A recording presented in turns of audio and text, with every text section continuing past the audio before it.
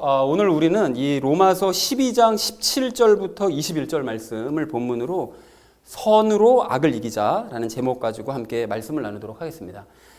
우리는 그 지난주에 그리스도인인 우리가 그 교회와 그 사회에서, 세상에서 그 사람들에게 구체적으로 어떤 일들을 행해야만 하는가, 이제 그것에 대한 말씀을 함께 나눴습니다. 그래서 그와 관련된 세 가지 이야기를 우리가 지난주에 나눴었는데, 어떤 이야기들을 우리가 나눴었죠? 첫 번째 나눴던 이야기가 무엇이었을까요?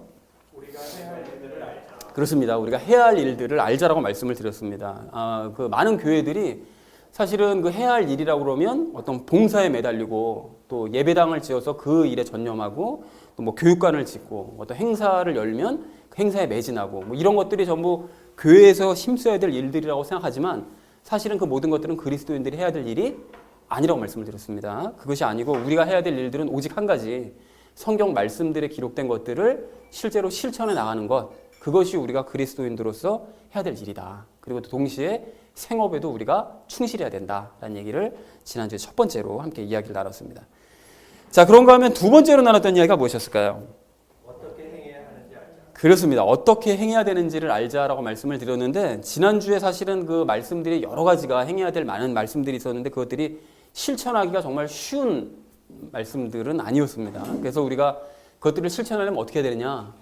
우리가 첫 번째로 나눴던 것처럼, 첫 번째 시간에 나눴던 것처럼 우리가 살아있는 희생물이라는 생각을 우리가 잊지 말고 그 모든 말씀들을 다 예수님의 믿음으로 각각을 다 행해 나가야 된다라는 얘기를 각 절마다 우리가 지난주에 좀 힘들긴 했지만 각 절마다 다 예를 들어서 설명을 다 드렸었죠. 그리고 무엇보다 우리가 마지막으로 나눴던 것이 예수님과 멍해지고 있다는 사실 잊지 말자. 그 모든 것들을 예수님과 멍해졌기 때문에 그 말씀들을 예수님께 말씀드리고 보고를 드리면 예수님께서 일해 나가신 걸 우리가 볼 수 있을 것이다 라는 말씀을 지난주에 드렸죠.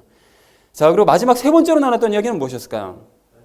연습하자라고 그랬습니다. 우리가 그 지난주에 나눴던 그 본문 말씀들을 먼저 교회에서 본문 말씀들을 실천하는 걸 연습을 해보고, 또 가정에 가서도 그 말씀들을 실천하는 것을 우리가 각각 연습해보고, 그리고 교회와 가정에서 연습한 그것을 가지고 세상에 나가서 우리가 실천을 한번 해보자라고 지난주에 말씀을 드렸었죠. 그래서 사랑하는 우리 나눔 있는 교회 성도님들 모두는 남들이 말씀을 잘 실천하기를 바라시기보다는 나 자신이 스스로가 먼저 말씀을 잘 실천하는 성도님들 되어주시기를 바랍니다.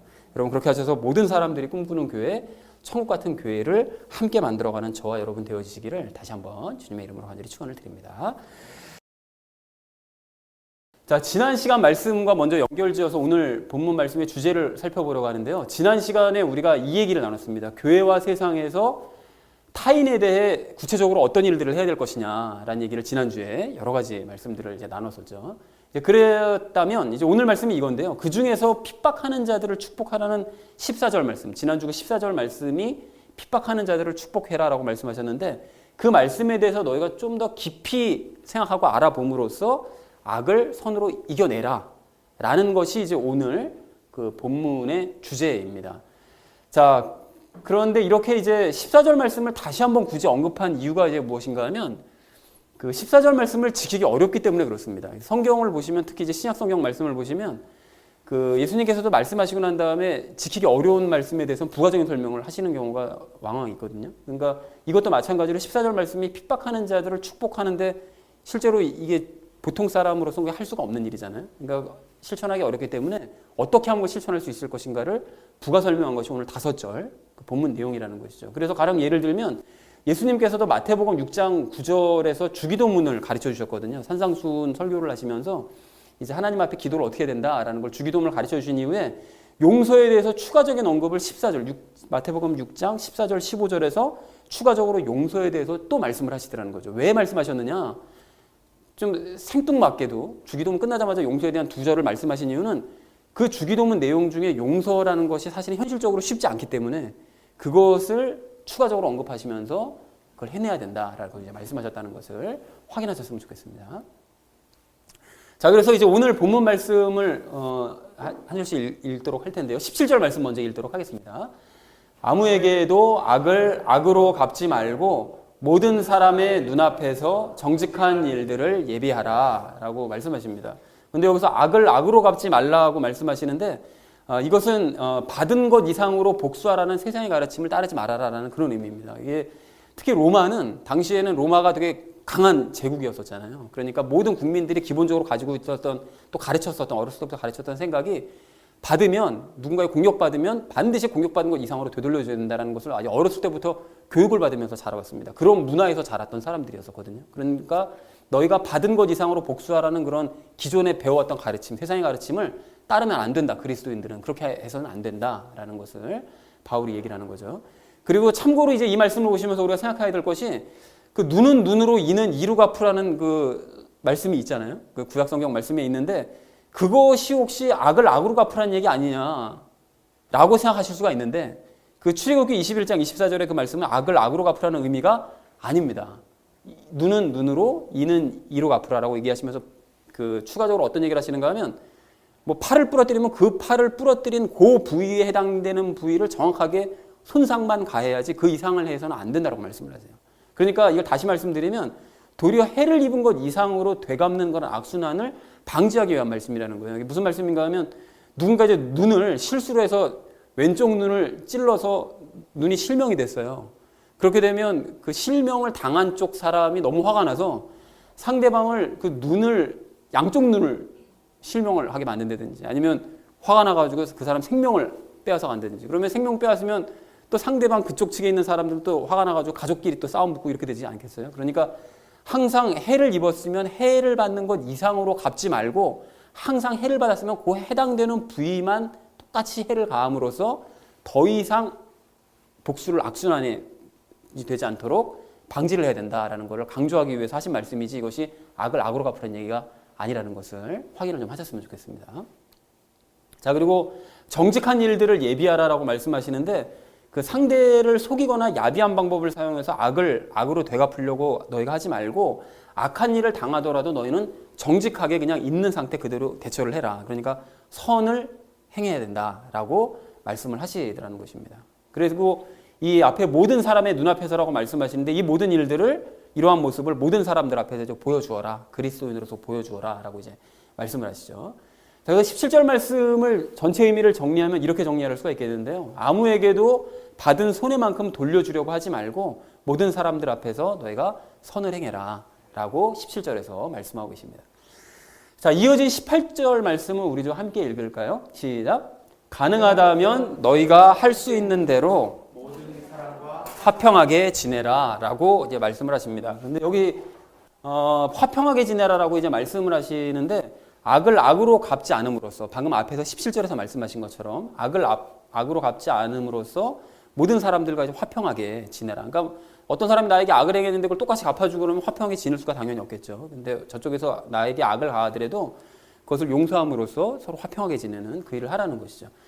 자, 그런데 맨 처음을 보시면 가능하다면이라고 되어 있거든요. 그러면 저거를 딱 보시면서 그러니까 화평하게 지내고 싶지 않은 사람과는 뭐 굳이 화평하게 지내지 않아도 된다는 얘기구나 라고 생각하실 수 있는데 그 의미는 아닙니다. 그러니까 이게 어떤 의미로 이런 얘기를 한 건가 하면 나는 악으로 지금 갚지 않는데 상대방이 계속해서 나를 악으로 가할 경우, 악을 가할 경우 이제 그런 경우에는 나는 잘 지내고 싶고 나는 용서하고 있음에도 불구하고 자꾸 상대방이 나에게 악을 가하면 화평하게 지낼 수가 없는 거죠. 그러니까 그런 경우를 제외하고서는 모든 사람들에게 다 선을 행해서 너에게 화평하게 지냈으면 좋겠다라고 이제 말씀을 하시더라는 것입니다. 그래서 18절 의미가 이렇게 정리해 볼 수가 있겠습니다. 나에게 계속 악하게 대하는 사람을 제외하고 그런 이제 관계는 제외하고 너희는 악을 악으로 갚지 않음으로써 가급적 모든 사람과 다 화평하게 지내라라고 이제 말씀을 하십니다.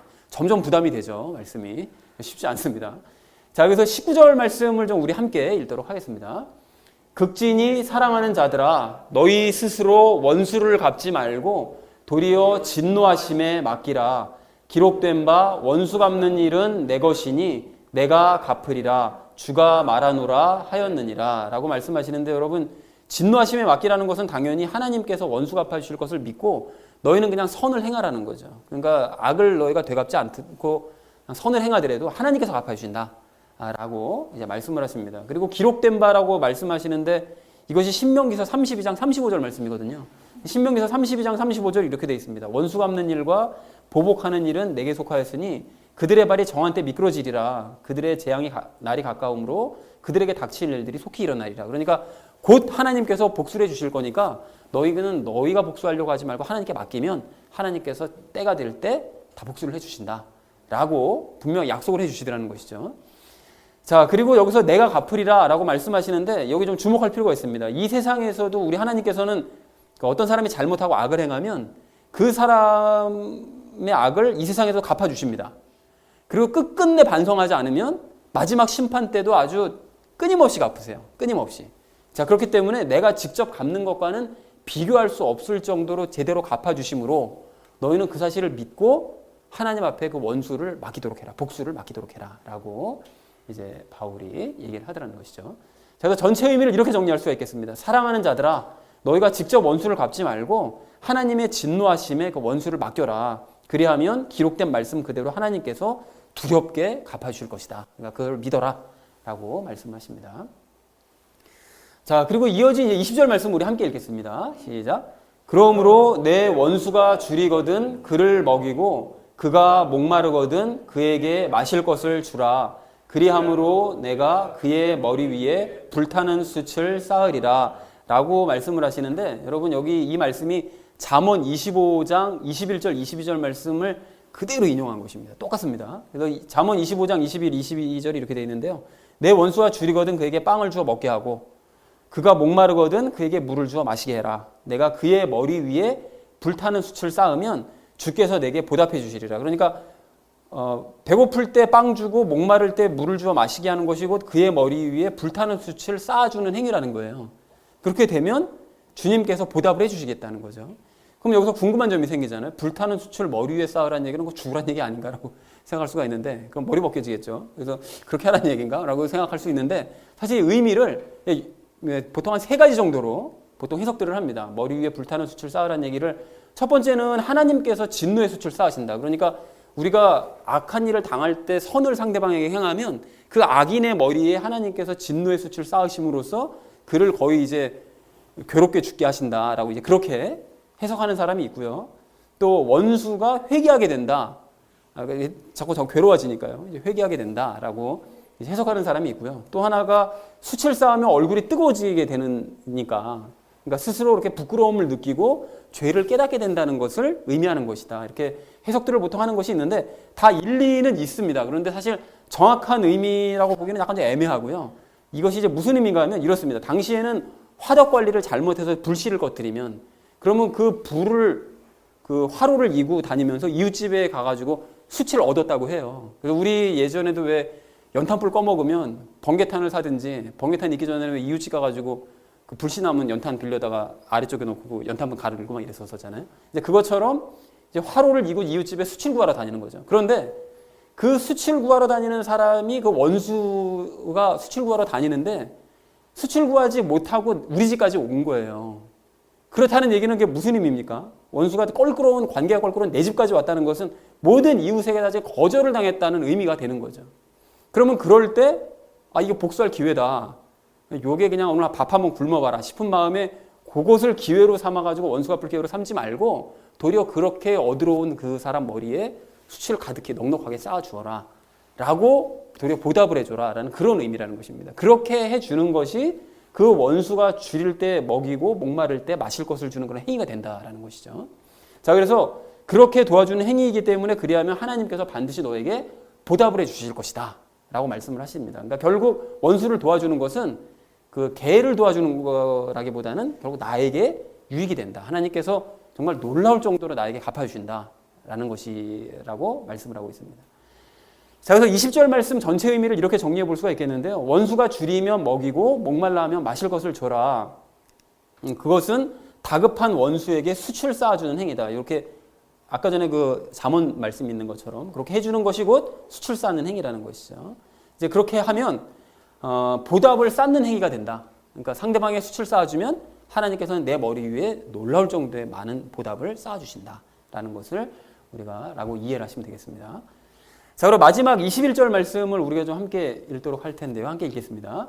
악에게 지지 말고 도리어 선으로 악을 이기라 라고 말씀하십니다. 그래서 악에게 지지 말라는 얘기는 예습관에 따라서 감정에 휩싸여서 원수를 갚는 것은 악에게 지는 행위라는 것이죠. 그것이 죄에게 지는 행위다라고 말씀하십니다. 이 부분은 제가 이따가도 다시 설명을 드릴 텐데요. 선으로 그래서 악을 이겨야 되는데 하나님께 그 원수 갚음을 그 복수를 맡기고 그리고 너희는 하나님과 함께해서 악을 이겨내라. 선이라는 것이 하나님과 함께함이니까요. 그러니까 함께해서 악을 이겨내라 라고 이제 말씀하시더라는 것이죠. 그래서 전체 의미를 이렇게 정리할 수 있습니다. 죄와 함께함으로써 악에게 지지 말고 하나님과 함께함으로써 악을 이겨내라 라고 마지막 이제 21절에서 얘기를 하더라는 것입니다. 자, 그래서 본문 말씀을 이렇게 총정리를 해볼 수가 있겠는데요. 악을 악으로 갚지 말고 선을 행함으로써 가능하면 모든 사람과 화평하게 지내라. 그것이 17절, 18절 말씀이었었고요.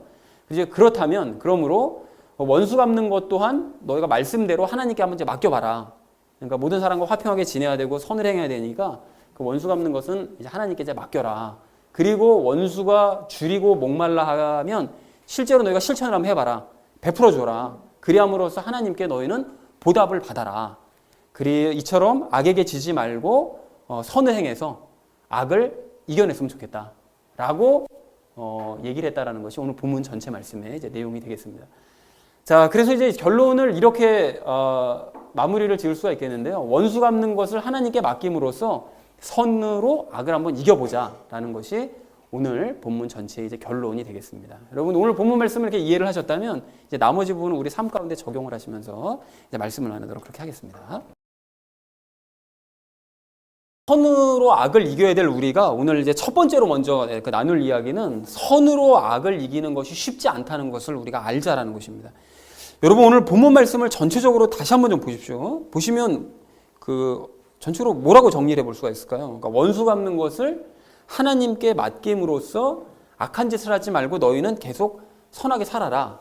라는 것이 이제 오늘 본문 말씀은 이제 한 줄로 요약한 내용이 되겠습니다. 근데 이 말씀을 그동안 우리가 이제 배워왔었던 그런 것과 연결지어서 좀 쉽게 풀어보자면 그 원수가 우리에게 해코지를 하더라도 그를 용서해주고 그에 대한 보복은 하나님께 맡기고 우리는 그리스도인으로서 선한 삶을 계속해서 살아가자. 라는 것이 이제 오늘 본문의 이야기입니다. 그래서 지난주 그 14절에서 나를 핍박하는 자들을 축복하고 저주하지 말라라는 말씀과 거의 이제 내용상 같은 내용이라는 것이죠. 그런데 지난주에도 이 말씀을 하셨는데 굳이 이번 주에 또 이 5절에 걸쳐서 이 말씀을 하신 이유는 아까 전에도 말씀드렸던 것처럼 이 말씀이 핍박하는 자를 내가 용서해주고 도리어 선까지 행해주는 것은 정말 쉽지 않은 일이기 때문에 오늘 본문에서 다시 한번 이렇게 5절에 걸쳐서 말씀하심으로써 강조를 하고 계시더라는 것이죠. 자, 그리고 이것도 또한 아까 전에 말씀드렸다시피 예수님께서도 아까 전에 말씀드린 것처럼 그 마태복음 6장에서 주기도문을 가르쳐 주실 때 주기도문 다 말씀하시고 난 다음에 2절에 걸쳐서 용서에 대한 말씀을 굳이 다시 한번 또 강조를 하셨는데 그것도 역시 용서하는 것이 정말 쉽지 않은 덕목이기 때문에 그렇게 예수님께서 강조하시면서 또 말씀을 하시더라는 것입니다. 그래서 그 마태복음 6장 12절 그 이하에서 말씀하신 그 주기도문 후반부 그 말씀과 그 이후의 말씀들을 잠깐 제가 인용을 해드리려고 하는데요. 여러분 한번 들어보십시오. 우리가 우리에게 빚진 자들을 용서하는 것 같이 우리의 빚을 용서하옵시며 우리를 인도하사 시험에 들지 말게 하옵시고 다만 악에서 우리를 건지시옵소서. 왕국과 권능과 영광이 영원토록 아버지의 것이옵나이다. 아멘. 이렇게 주기도문을 마치시고 그 다음에 너희가 사람들에게 그들의 범법을 용서하면 너희 하늘 아버지께서도 너희를 용서하시려니와 너희가 사람들에게 그들의 범법을 용서하지 아니하면 너희 아버지께서도 너희의 범법을 용서하지 아니하시리라. 이렇게 말씀을 하시더라는 것이죠. 자, 그래서 과거 제가 이 주일 예배 시간, 그 설교 시간과 또 성경 공부 시간에 이 부분을 설명을 드렸었는데요. 이 주기도문에 대한 이 부분을 설명을 드렸었는데 잠깐 좀 다시 한번 설명을 드리자면 우리는 예수님을 믿는 자들로서 우리에게 잘못하는 자들을 용서할 수 있어야 됩니다. 그럴 때 하나님께서도 우리가 옛 습관에 따라서 짓는 그런 잘못된 그 잘못들을 그 죄들을 용서하신다라고 말씀을 하시더라는 거예요. 근데 문제가 뭡니까? 나에게 잘못하는 자를 용서하는 것이 이게 결코 쉽지 않다는 게 이게 문제인 거예요. 자, 그래서 예수님께서 그 주기도문에 뭐라고 말씀하시죠? 우리를 시험에 들지 말게 해달라고 그래서 그 기도를 넣으신 것입니다. 그러니까 상대가 나에게 잘못하는 일을 하지 않도록 또 혹시 잘못하더라도 그들을 용서하지 못하는 내가 시험에 들지 않게 해달라고 기도를 넣으셨다는 것이죠. 그리고 더 중요한 게 무엇인가 하면 그렇게 함에도 불구하고 만약에 시험 들고 그래서 상대방을 또 용서를 해야 되는 상황이 벌어졌다. 그럼 어떻게 되는 거죠? 용서를 하긴 해야 되는데 그것을 보통 어떻게 대처하는가 하면 내 힘으로 그걸 용서를 해보려고 노력을 하게 돼요. 나도 모르는 사이에. 우리가 예수관에 따라서 그거를 내가 그리스도인으로서 거듭난 자로서 내가 저를 용서를 해야 되는데 막 하면서 힘을 쓴단 말이죠. 근데 그게 너무 힘들기 때문에 주기도문에서 마지막에 그걸 넣으신 거죠. 다만 악에서 구해달라라고 기도문을 넣으신 것입니다. 그 악에서 구해달라는 것은 사탄으로부터 우리를 건져주시옵소서 보통 많은 분들이 그렇게 생각하는데 절대 그런 의미가 아닙니다. 그렇다고 그러면 매번 주기도문 할 때마다 사탄을 생각하게 되는 거잖아요. 우리 하나님께서 그런 기도문을 우리에게 주신 것이 아니라는 것이죠. 그래서 악이라는 것은 항상 말씀드리지만 하나님과 함께하지 않는 것이 악이기 때문에 하나님과 함께하지 않고 내 힘으로 혼자 상대방을 용서해 보려고 아둥바둥하는 그런 악을 저지르지 않도록 우리를 구하옵소서라는 의미로 악으로부터 우리를 구하옵소서라고 기도문을 넣으셨다고 예전에 설명을 드렸었습니다. 기억들이 나시죠? 할렐루야. 자, 그리고 하나님 예수님께서는 그렇게 주기도문을 말씀하신 이후에 마태복음 6장 14절 15절에서 용서에 대해서 또 한 번 강조를 하세요.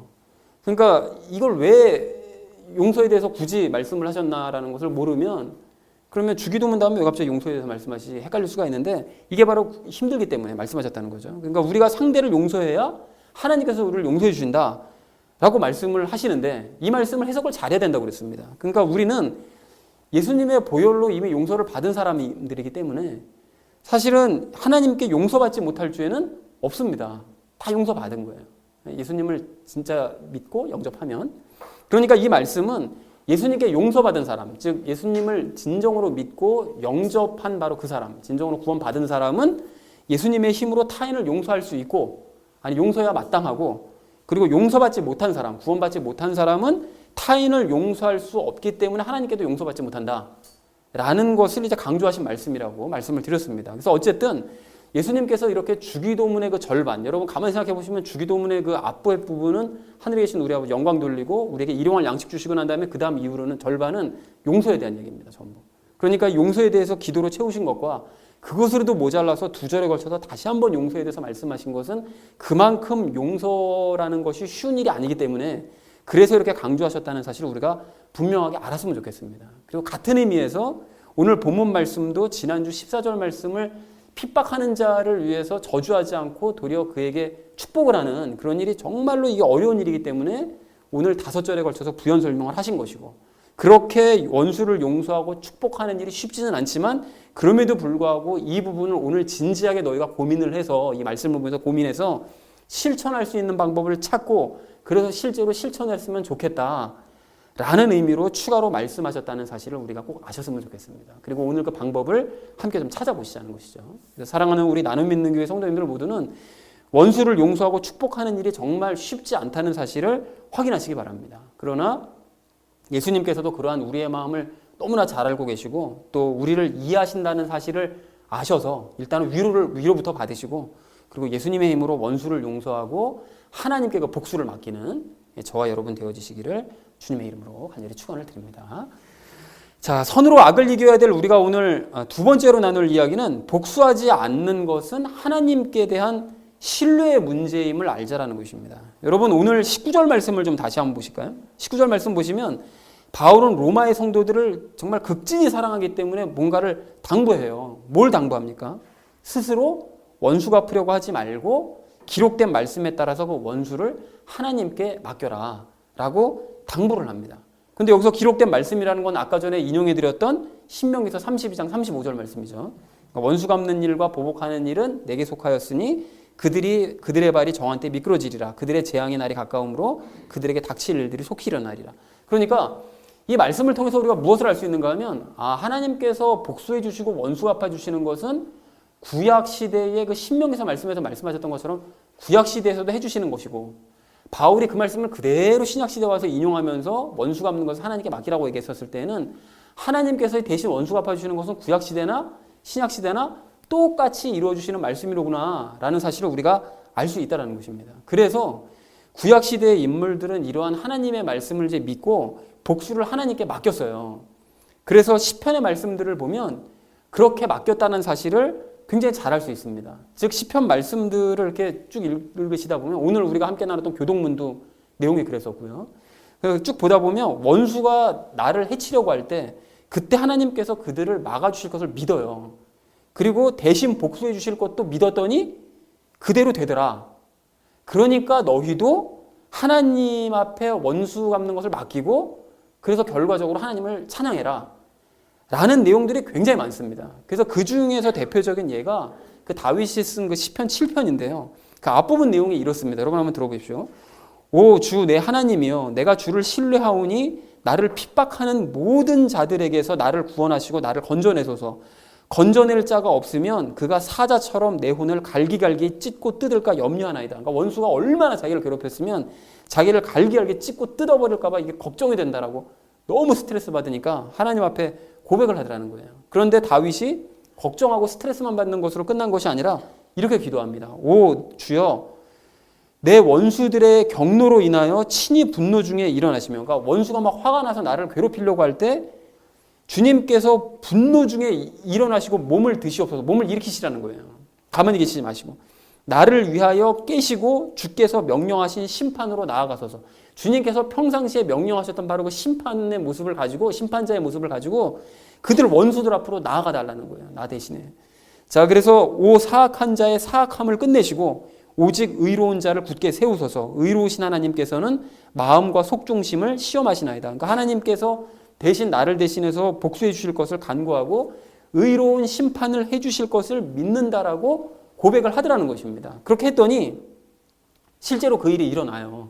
그래서 뒷부분에 어떻게 얘기하는가 봤더니 또 그분께서 그를 위하여, 그러니까 원수를 위하여 죽이는 도구를 마련하셨나니, 좀 살벌하죠. 죽이는 도구를 마련하셨나니 그분께서 핍박하는 자들을 향해 자신의 화살들을 정하시는도다. 그 시편 말씀을 보면 종종 그런 표현 나오는데 화살을 겨눠서 적의 심장에 겨누신다고 이런 표현이 나오시거든요. 그러니까 그렇게 하나님께서 심판을 예비를 하신다는 거죠. 그러니까 보라 그가 불법으로 산통을 겪으며 해악을 베어 거짓을 낳았도다. 그가 구덩이를 만들고 그것을 파더니 자기가 만든 도랑에 빠졌도다. 그의 해악이 그의 머리로 돌아오고 그의 난폭한 행위가 그의 정수리로 떨어지리로다. 그러니까 하나님께서 실제로 그가 행했던 모든 악한 모습 그대로 그에게 그대로 보복을 해주신다 라고 고백을 하더라는 것입니다. 그래서 다윗이 마지막 절에서 이렇게 찬양하는데요. 내가 주의 의에 따라 그분을 찬양하며 지극히 높으신 주의 이름을 노래로 찬양하리로다. 그러니까 자기가 복수하지 않고 하나님의 말씀에 따라 믿음으로 하나님께 복수를 맡기면서 기도를 했더니 정말로 그렇게 들어주시니까 이게 너무나 감사하더라 라고 찬양하더라는 것입니다. 그러니까 이 외에도 시편 말씀을 여러분 읽어보시면 이 비슷한 내용들이 엄청나게 많습니다. 그리고 그렇다는 얘기는 무엇을 우리가 알 수 있는가 하면 말씀을 믿고 하나님께 복수를 맡기면 하나님께서 대신 복수를 해주시는 것은 틀림없는 사실이라는 거예요. 그런 예가 너무 많으니까 실제로 해주신다는 거예요. 그런데 문제가 뭡니까? 하나님께서 그렇게 대신 복수해 주신다라고 아주 분명하게 말씀하시고 그런 체험들, 경험담들이 숱하게 기록이 되어 있음에도 불구하고 하나님께서 과연 나에게도 그렇게 해주실까? 내가 상대방 저 원수를 향한 이 불타는 이 복수의 마음을 하나님께서 정말로 갚아주실까? 이것을 내가 믿지 못하기 때문에 내가 직접 나서서 복수를 해보려고 하고 일을 가는 것이 이것이 문제라는 거예요.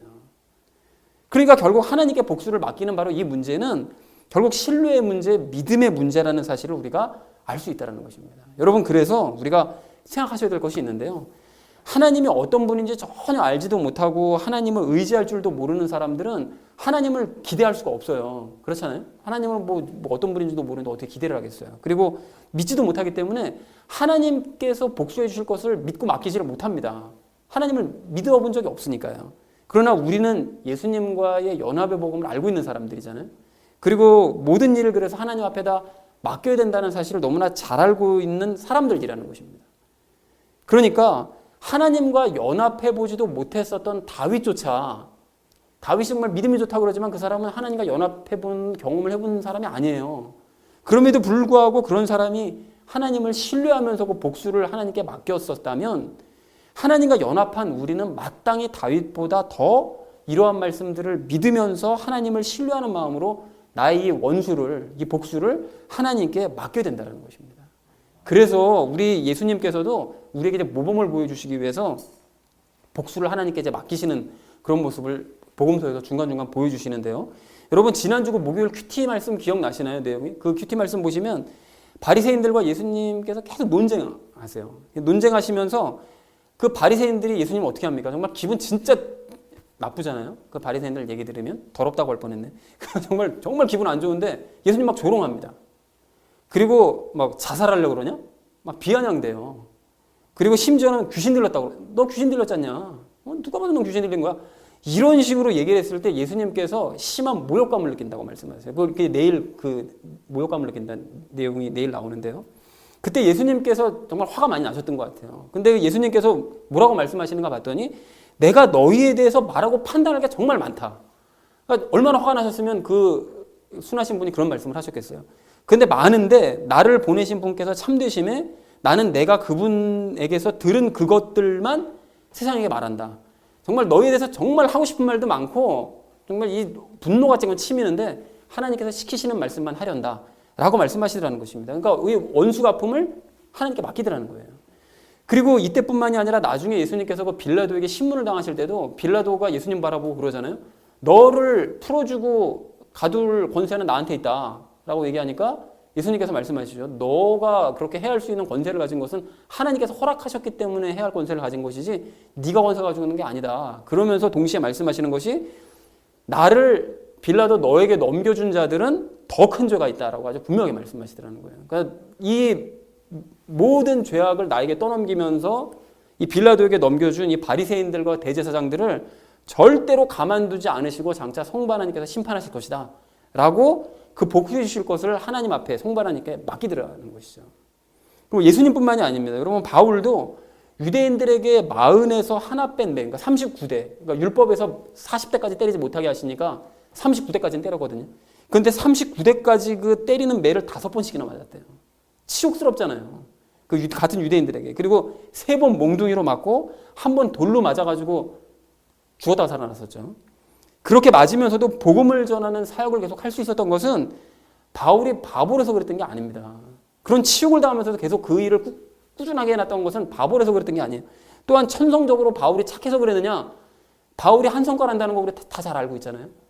그 사람이 순해서 그런 게 아니라는 거죠. 그러니까 바울은 하나님께서 대신 복수해 주실 것을 믿었기 때문에 그렇게 심한 모욕과 고통을 당하면서도 복음 전하는 일에만 전념할 수 있었다는 것이죠. 그래서 이러한 예들을 성경에서 기록하시고 우리에게 보여주시는 이유가 뭘까요? 뭔가 하면 우리도 할 수 있다는 사실을 알려주시기 위해서 기록하신 것입니다.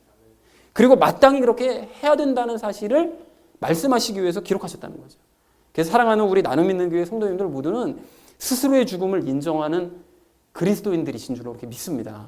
여러분 그리고 죽었다면 또한 예수님만 우리가 온전히 신뢰해야 되는 줄로 이렇게 믿습니다.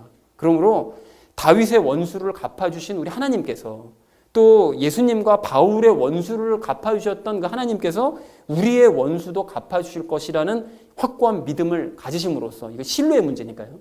믿으심으로써 마음의 평안 얻으시고 하나님께서 복수해 주시는 그 역사를 목도하는 저와 여러분 되어주시기를 주님의 이름으로 간절히 축원을 드립니다.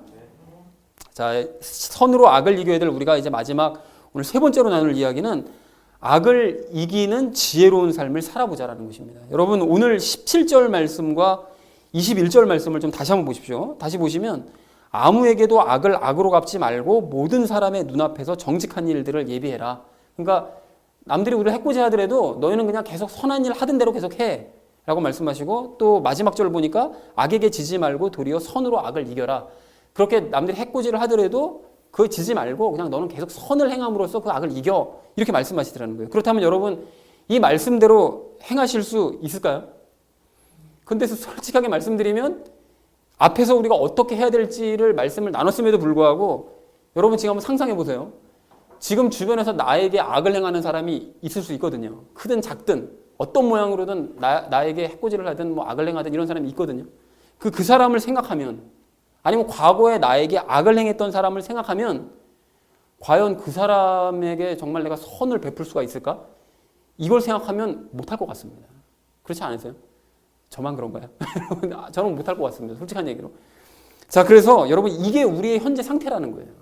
이게 막상 말씀을 이렇게 보다 보면 할 수 있을 것 같아라고 생각하지만 현실로 돌아가면 정말 할 수 있을까? 이게 의문스러워진다라는 것이죠. 하지만 그럼에도 불구하고 17절과 21절 말씀을 저나 여러분이나 정말로 실천을 했으면 좋겠는데요.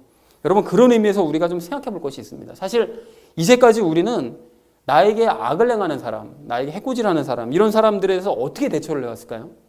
우리가 이 모양 저 모양으로 소심하게 복수를 하거나 아니면 대범하게 복수를 한번 매기거나 아니면 복수할 수 없을 때는 억지로 꾹 참는 그런 삶을 살아왔죠. 그러니까 그것 외에는 선택의 여지가 없었습니다.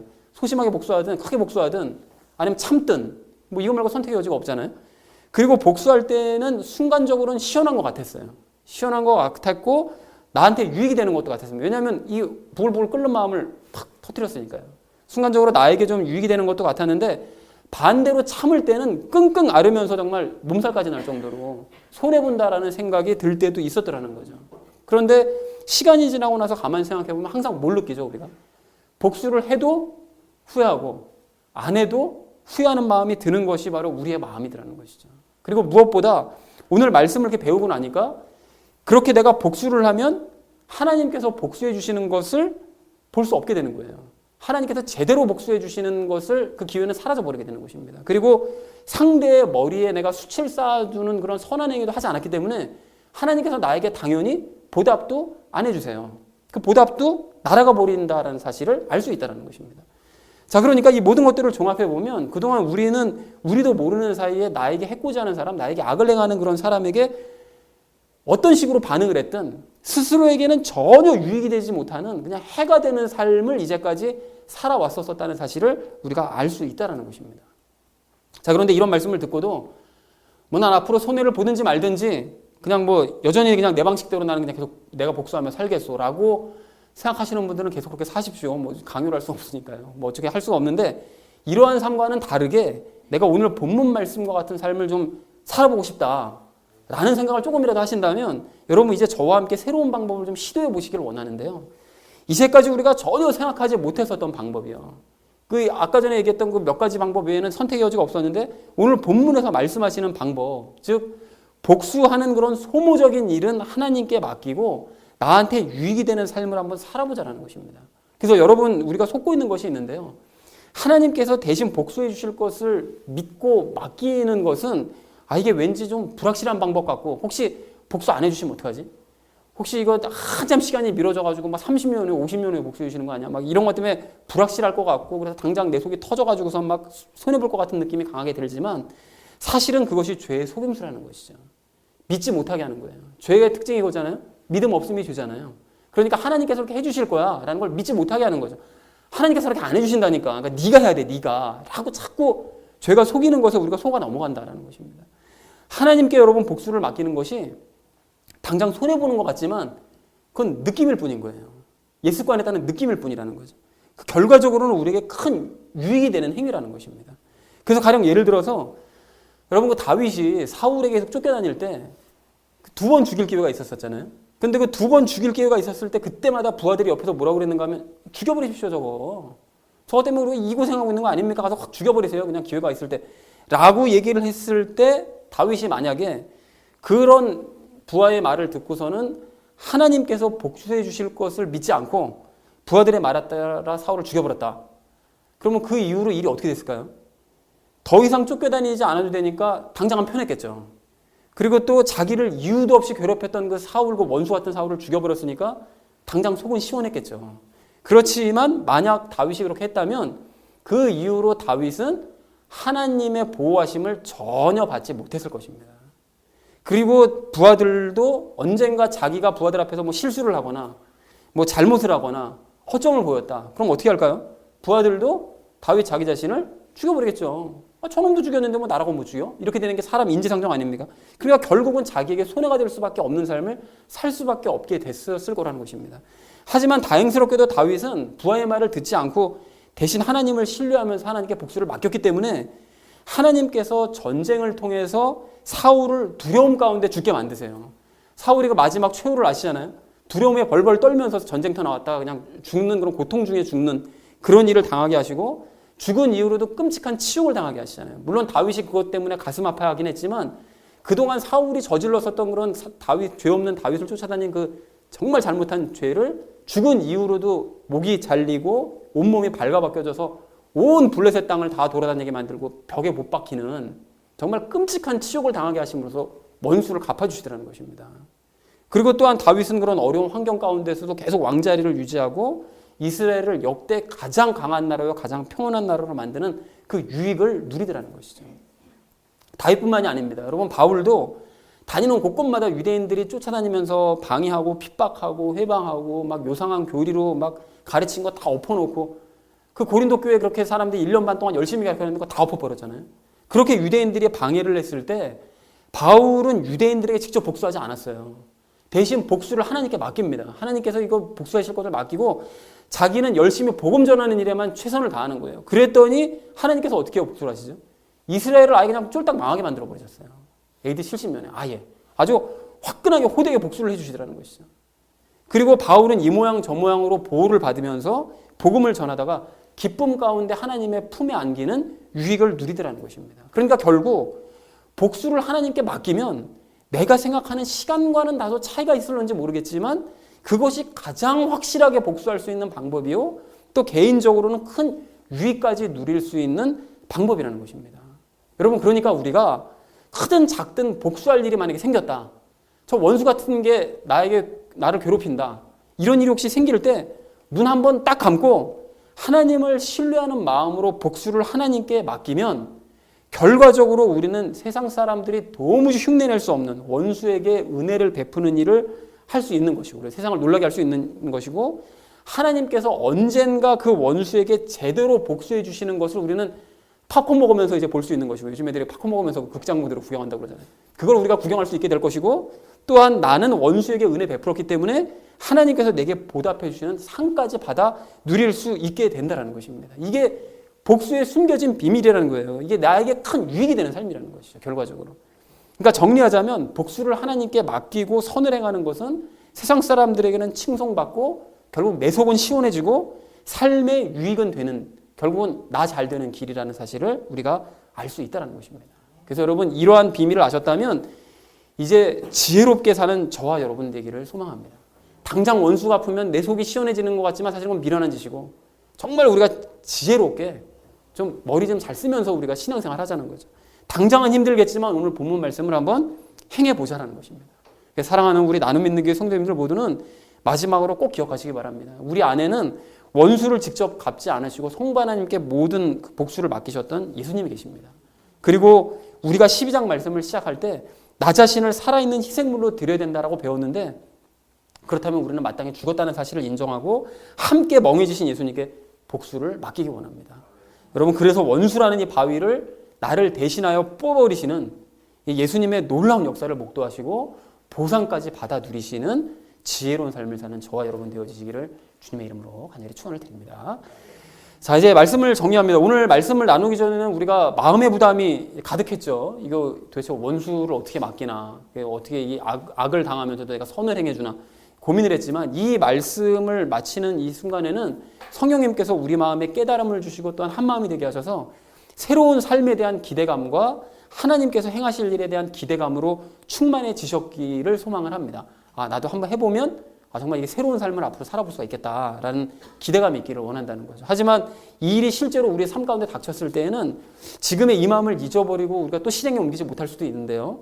그 순간 성령님께서 우리에게 지금 이 순간의 이 마음을 다시 주시기를 소망을 합니다. 그래서 복수를 하나님께 맡기고 악을 선으로 갚아줌으로써 하나님께서 원수에게는 보복하시고 우리에게는 보답해 주시는 이런 놀라운 역사를 목도하시는 저와 여러분 되어지시기를 주님의 이름으로 간절히 축원을 드립니다. 우리 함께 기도하겠습니다.